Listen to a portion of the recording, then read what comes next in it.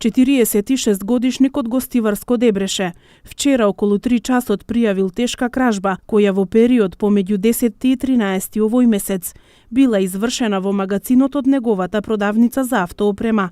Засега непознати сторители преку прозорецот од задната страна на објектот влегле во магацинот и одзеле 40 автомобилски гуми и 16 фелги Мерцедес, противправно стекнувајќи се со имотна корист, која се проценува на 240.000 денари. Извршен е увид, а нешто подоцна лишен од слобода е 30-годишно лице од Чегране, кое се сомничи дека е сторител на оваа кражба. Осомничениот е задржан во полициската станица Гостивар и се работи на целосно расчистување на кражбата.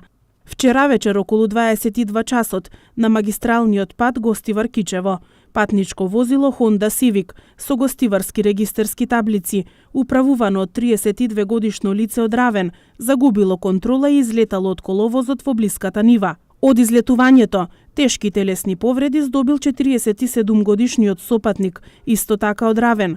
По укажаната помош во Гостиварската болница, пуштен е на домашно лекување. Извршен е увид и се утврдува причината и другите околности во кои се случила несреќата. Првично причина е неприлагодената брзина, додека материјалната штета се проценува на 30.000 денари.